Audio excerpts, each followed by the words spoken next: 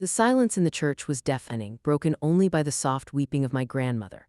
I could feel the weight of their judgment, their pity, their barely concealed glee. They thought they had won, stripping me bare in front of everyone I knew. But beneath the shame, a cold fire was building. They'd mistaken my shock for defeat. They were about to learn how wrong they were. If you've ever felt betrayed by your own family, subscribe now to join a community that understands.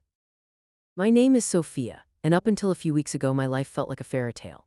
I was engaged to a wonderful man named David, a kind, supportive, and ambitious architect who made me laugh every single day.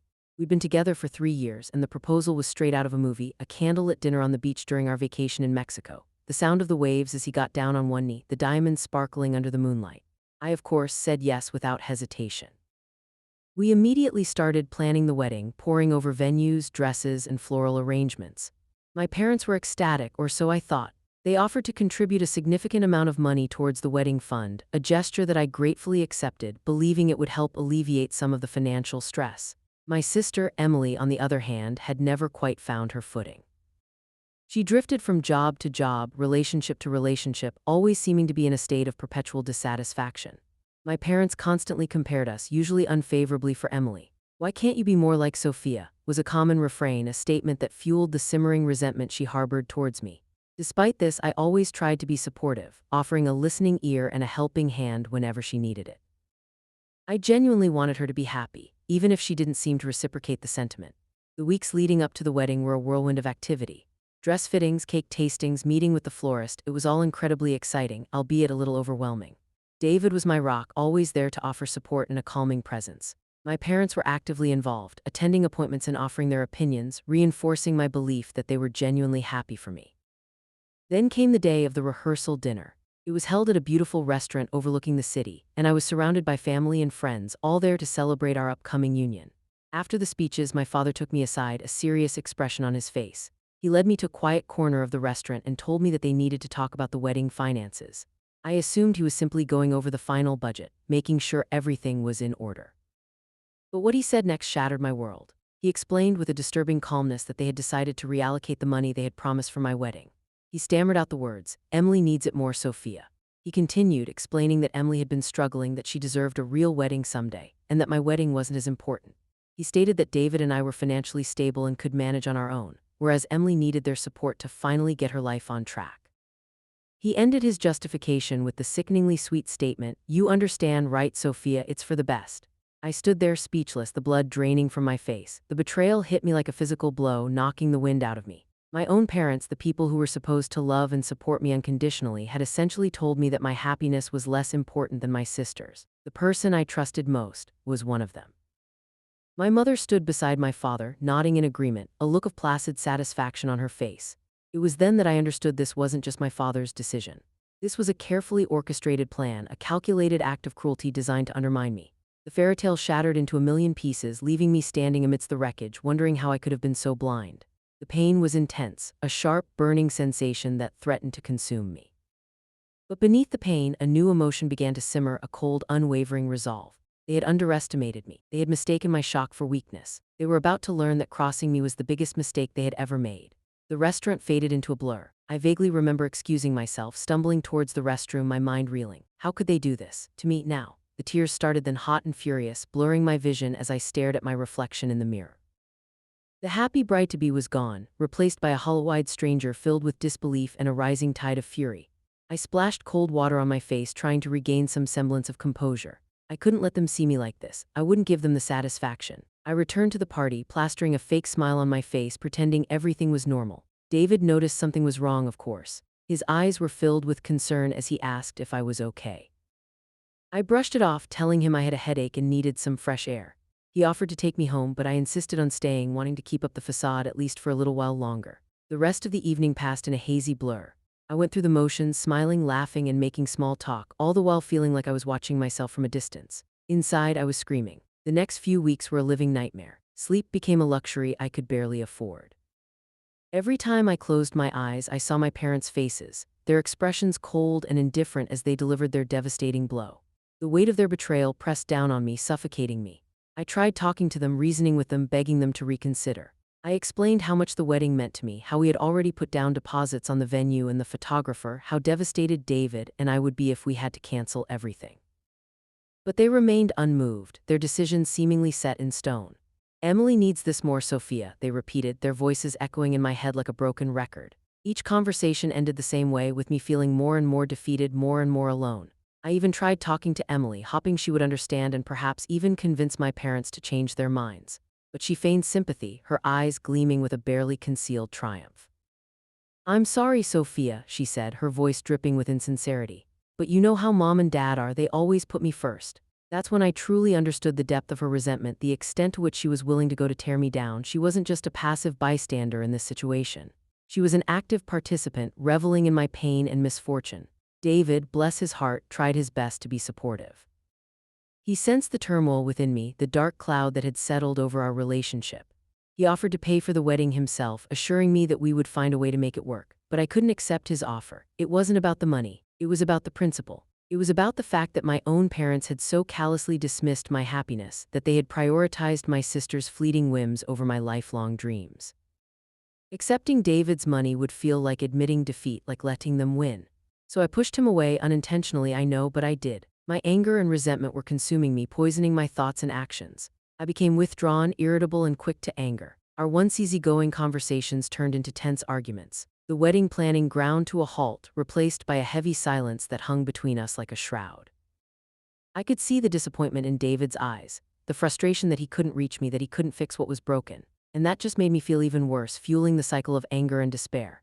They were slowly taking everything from me. My joy, my fiancé, my future, but they wouldn't take my spirit. One evening, after another fruitless conversation with my parents, I found myself sitting alone in our darkened living room, staring out the window at the city lights. The tears had long since dried up, replaced by a numb emptiness. I felt like I was standing on the edge of a precipice, looking down into an abyss of despair. They had pushed me to my breaking point. They had underestimated my resolve. They thought I would simply accept their decision, lick my wounds, and move on. But they were wrong, terribly wrong. A new plan was forming in my mind, a plan born out of anger, resentment, and a burning desire for revenge. It wouldn't be easy. It would require patience, cunning, and a willingness to play their game. But I was ready. I was more than ready. I would show them that crossing me had consequences. I would make them regret the day they decided to betray me. The world was about to see what happens when you push a woman too far. The silent rage was becoming a consuming fire. I felt like I was drowning, the weight of their betrayal pulling me deeper and deeper into a dark abyss. Each breath was a struggle, each thought a reminder of their cruelty. The wedding, which had once been a symbol of hope and happiness, now felt like a cruel joke, a constant taunt of what could have been. I started isolating myself, avoiding phone calls and social gatherings. The smiles of strangers felt like accusations, their joy a painful reminder of my own shattered dreams. Food lost its flavor, music its melody. The world, once vibrant and full of promise, had become a monochrome landscape, devoid of color and life. I even started having nightmares, vivid and disturbing visions of my parents and Emily, their faces twisted with malice, their voices echoing with mockery. I would wake up in a cold sweat, my heart pounding, the remnants of the dream clinging to me like a shroud. The line between reality and nightmare was blurring, and I felt like I was losing my grip on sanity. They had not only stolen my wedding, but also my peace of mind. One particularly bleak afternoon, I found myself wandering aimlessly through the city streets, the rain mirroring the tears that streamed down my face. I had no destination, no purpose, just a desperate need to escape the suffocating confines of my apartment.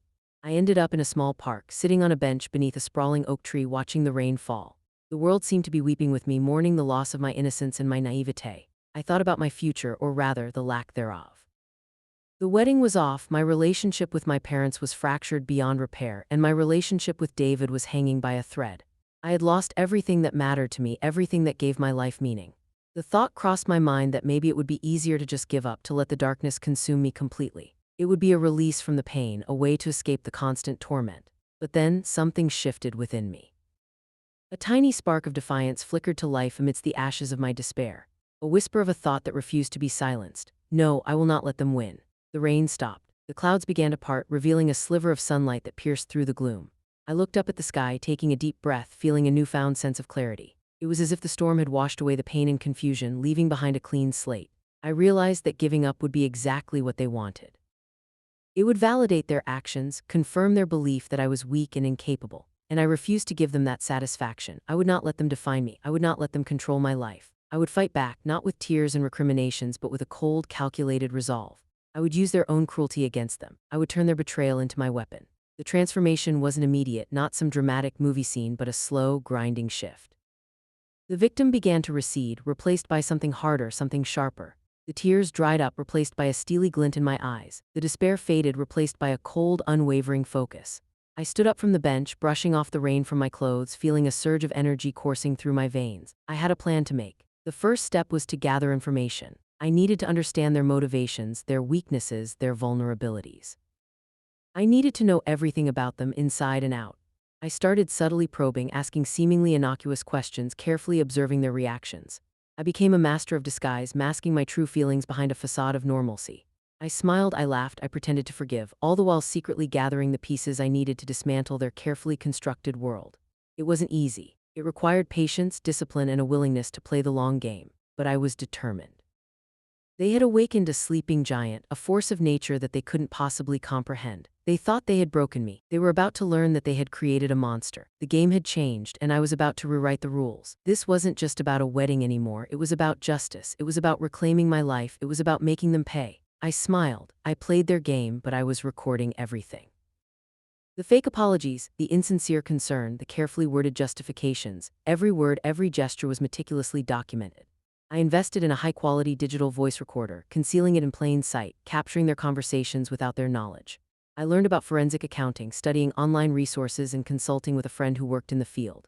I needed to understand where the money had gone, how it had been transferred, and who else might have been involved. The more I dug, the more I uncovered. It wasn't just the wedding fund that had been diverted. There were other questionable transactions, hidden accounts, and a web of financial deceit that stretched far beyond what I had initially imagined.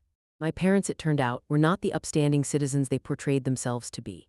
They had been systematically siphoning money from their business for years, concealing their activities through a series of shell corporations and offshore accounts. Emily, it seemed, was not just a beneficiary of their generosity, but an active accomplice in their schemes. I discovered emails and text messages that implicated her directly in the financial misconduct, revealing her role in laundering money and concealing assets. The level of their deception was staggering, a carefully constructed house of cards built on lies and greed. One afternoon, while helping my mother sort through some old financial documents, I stumbled upon a hidden compartment in her desk. Inside, I found a stack of papers detailing their offshore accounts, along with a handwritten ledger outlining their illegal activities. It was a treasure trove of information, the smoking gun I needed to expose their crimes. But I couldn't simply take the documents. That would be too obvious, too risky. Instead, I used my phone to take high-resolution photos of every page, carefully capturing every detail. I then meticulously replaced the documents, ensuring that nothing was out of place. My heart was pounding in my chest, my hands trembling with adrenaline. I knew that if I were caught, my plan would be ruined. But I couldn't back down now. I was too close. The next challenge was figuring out how to expose them without implicating myself. I couldn't simply go to the authorities with the evidence. They would ask questions, investigate my motives, and potentially uncover my own involvement in their lives. I needed a way to deliver the information anonymously, to let the authorities uncover the truth on their own. I decided to leak the information to a local investigative journalist, someone known for their integrity and their willingness to take on powerful figures. I created a burner email account and sent them a series of encrypted messages, providing them with snippets of information and guiding them towards the evidence. I knew it was a risky move, but I had no other choice. I had to trust that the journalist would do their job, that they would uncover the truth and bring my family to justice. The waiting was agonizing. Every day felt like an eternity, filled with anxiety and doubt. I worried that my plan would fail, that my family would somehow evade justice, that I would be left with nothing but my anger and resentment. But I refused to give up hope. I had come too far to turn back now. The anticipation was building, a tense electric feeling that crackled beneath the surface. I knew that the storm was coming, that the carefully constructed facade of my family's life was about to shatter, and I was ready to watch it all fall apart. The most difficult part of the plan was maintaining my composure around David. He sensed that something was wrong, that I was keeping secrets from him. He tried to talk to me, to reassure me that he was there for me no matter what, but I couldn't bring myself to confide in him. I was afraid that he would try to talk me out of my plan, that he would try to convince me to forgive my family and move on. I knew that he wouldn't understand my need for revenge, my burning desire to make them pay for what they had done. So I pushed him away, unintentionally, I know, but I did. I became distant, withdrawn, and emotionally unavailable. Our conversations became strained, our laughter forced. I could see the hurt in his eyes, the pain that I was inflicting on him, and that just made me feel even worse. But I couldn't stop. I was too far down this path to turn back now. I knew that my actions were hurting him, that I was jeopardizing our relationship. but I couldn't let my emotions cloud my judgment. I had a mission to complete, a debt to repay, and I wouldn't let anything stand in my way. The day they tried to end me, I exposed the truth. The news broke the day before Emily's extravagant rehearsal dinner. The investigative journalist, true to their word, published a meticulously researched exposé detailing my parents' years of financial fraud. The article laid bare their hidden accounts, their shell corporations, and their elaborate scheme to defraud their business partners and evade taxes. The evidence was irrefutable. Copies of the handwritten ledger, the offshore account statements, and the incriminating emails were all included in the report. The internet exploded. Social media was flooded with outrage, condemning my parents' actions and demanding justice. The local news channels picked up the story, broadcasting the details to a horrified public. Their carefully constructed reputation, the facade of respectability they had cultivated for so many years, crumbled overnight. I watched it all unfold from the safety of my apartment, a grim satisfaction washing over me as I witnessed their downfall. This was the beginning. They had played with fire and now they were getting burned. The article didn't explicitly mention Emily's involvement, but it hinted at it, raising questions about her lavish lifestyle and her unexplained wealth. The seeds of doubt had been sown. The rehearsal dinner was predictably a disaster. I had received an invitation, a pathetic attempt at reconciliation from my mother. "Please, Sophia, come," the text message read. "We need you, don't do this to us." The audacity was breathtaking. After everything they had done, they still expected my support, my forgiveness. I almost laughed. I crafted a polite but firm response. "Thank you for the invitation, however, I will be unable to attend. I wish you all the best." Deep inside, I was relishing the chaos I had unleashed. The dinner was held at an exclusive country club, the same venue where my own wedding was supposed to take place. As the news spread, guests began to cancel, their RSVPs replaced with hastily written apologies. The atmosphere was thick with tension, the air buzzing with hushed whispers and furtive glances. My parents, their faces pale and drawn, tried to put on a brave face, but their efforts were futile. The stain of scandal was too deep, the damage irreparable. Emily, however, was furious. I received a flurry of angry text messages, each one more venomous than the last. "How could you do this to me?" she wrote. "You've ruined my life, I'll never forgive you." I simply deleted the messages, a cold smile playing on my lips. Her pain was music to my ears. I knew that the authorities would soon be involved. The scale of the fraud was too large to ignore, the evidence too compelling to dismiss. I prepared myself for the inevitable investigation, deleting any incriminating evidence from my computer and phone and rehearsing my story. I would portray myself as a victim, an innocent bystander who had been betrayed by her own family. It wasn't entirely untrue. I had been a victim, but I was no longer innocent. I had embraced the darkness, and I was ready to play the part. The FBI arrived at my parents' house early the next morning, just as Emily's wedding was scheduled to begin. The agents swarmed the property, their dark suits and stern faces a stark contrast to the festive decorations. My parents were escorted from the house in handcuffs, their faces etched with shame and disbelief. Emily stood on the front lawn, her wedding dress crumpled and stained, her eyes filled with fury. The wedding guests, a motley crew of socialites and business associates, looked on in stunned silence. The scene was surreal, a twisted parody of the fairy-tale wedding they had all envisioned. The news of my parents' arrest spread like wildfire, eclipsing even the original scandal. The media descended upon the town, turning the once quiet community into a circus. The wedding venue was surrounded by reporters and photographers, eager to capture every moment of the unfolding drama. Emily, desperate to salvage what was left of her reputation, gave a tearful interview, proclaiming her innocence and blaming her parents for everything. She claimed that she had no knowledge of their illegal activities, that she was just as shocked and betrayed as everyone else. I knew she was lying. I had seen the emails, read the text messages. She was as guilty as they were, but I remained silent, allowing her to dig her own grave. I knew that her lies would eventually be exposed, that the truth would eventually come out. It was only a matter of time. My phone rang. It was David. His voice was hesitant, uncertain. "Sophia," he said, I don't know what to say." "Are you okay?" I paused, considering my response. Did I tell him the truth? Did I reveal the extent of my involvement, or did I continue to keep him in the dark? I decided on a middle ground. "I'm coping," I said. "It's a lot to process." "I can't even imagine," he replied. "Listen, I know things have been difficult between us, but I want you to know that I'm here for you, whatever you need." His words were genuine, filled with compassion and concern. A pang of guilt shot through me. He didn't deserve this. He didn't deserve to be caught in the crossfire of my revenge, but I couldn't stop now. I had come too far. "Thank you, David," I said. "That means a lot." "Can I see you?" he asked. "Maybe we can talk." I hesitated. I knew that seeing him would only complicate things, that it would only make it harder to maintain my facade. But I also knew that I couldn't keep pushing him away. I needed him, even if I couldn't admit it to myself. "Okay," I said. "Come over." He arrived a few minutes later, his eyes filled with worry. He wrapped me in a tight embrace, holding me close. I leaned into him, feeling a moment of solace in his arms. "I'm so sorry, Sophia," he whispered. "I can't believe they did this to you." I pulled away, looking into his eyes. They did it to themselves, I said, my voice cold and hard. He stared at me, a flicker of confusion in his gaze. He knew something was off. He didn't know the half of it. What do you mean? He asked. I hesitated, debating whether to reveal my plan, but I couldn't, not yet, it was too risky. Nothing, I said, it's just, they made their choices and now they have to face the consequences.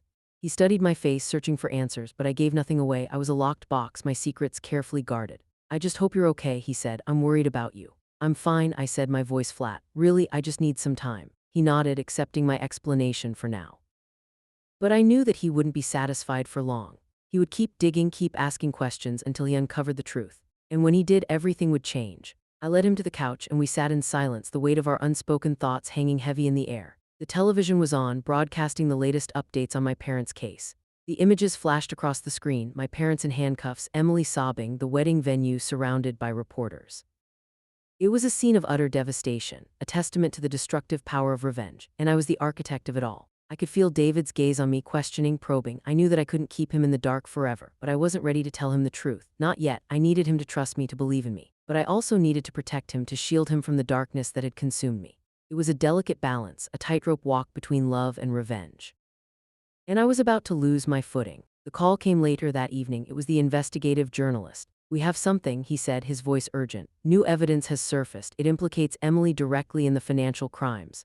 My heart skipped a beat. This was it, the final piece of the puzzle. What kind of evidence? I asked, my voice trembling with anticipation. Emails, text messages, bank records, he replied. It's all there. She was an active participant in the scheme. Are you going to publish it? I asked. Absolutely, he said. We're preparing the story now. It will be released tomorrow morning. I hung up the phone, a wave of exhilaration washing over me. The trap had been set. Emily was about to walk right into it. I looked at David, who was watching me with a mixture of concern and curiosity. What was that about? He asked. I smiled, a cold, predatory smile. It's over, I said. It's all over. The following morning, the internet exploded again. The investigative journalist released their follow-up story, detailing Emily's direct involvement in her parents' financial wrongdoings. The evidence was damning. Emails outlining her role in setting up shell corporations, text messages coordinating the transfer of funds, and bank records showing her receiving a significant portion of the ill-gotten gains. The article painted a picture of a spoiled socialite who had knowingly profited from her parents' crimes, a stark contrast to the innocent victim she had portrayed in her tearful interview. The backlash was swift and brutal. Social media turned against her, with users mocking her lavish lifestyle and condemning her hypocrisy. Her friends and associates, eager to distance themselves from the scandal, began to abandon her. Her reputation, once pristine and envied, was now tarnished beyond repair. The wedding was officially called off. Her fiancé, mortified by the revelations, released a statement denouncing her actions and severing all ties. Emily's world crumbled around her, reduced to ashes by the fire of her own greed and deceit. I watched it all unfold, a sense of grim satisfaction settling in my stomach. She had played her part and now she was facing the consequences. Justice finally was being served. The fallout was devastating. My parents, facing a mountain of evidence and the prospect of lengthy prison sentences, were stripped of their wealth and their social standing. Their business empire, built on lies and deceit, collapsed, leaving a trail of bankruptcies and broken dreams. Emily, ostracized and humiliated, was left with nothing but the clothes on her back and the bitter taste of regret. She tried to reach out to me, sending a series of pleading emails and voicemails, begging for forgiveness. I ignored them all. There was nothing left to say. The game was over. The day I saw the headline, "Emily faces extended prison sentence as more fraud comes to light," I felt a chapter of my life slam shut with finality. The images haunted me for a while, the tight-lipped fury on Emily's face as she was escorted to court, the defeated slump of my father's shoulders, and my mother's blank, thousand-yard stare at the press. It wasn't a victory parade in my mind, it was an ending. David, bless his heart, stood by me. He saw the toll it was taking, the way my smiles never quite reached my eyes. He didn't pry, but he offered a quiet strength, a safe harbor in the storm I had created. One evening, weeks after the dust had settled, we sat on my balcony watching the city lights twinkle below. "Are you okay?" he asked, his voice gentle. I took a deep breath, the cool night air filling my lungs. "No," I said, "but I will be." I knew that the scars would remain, that the memories would linger. But I also knew that I was finally free. They lost everything. I just smiled. Revenge isn't sweet, it's necessary. Would you have done the same? Let me know in the comments. Subscribe for more justice.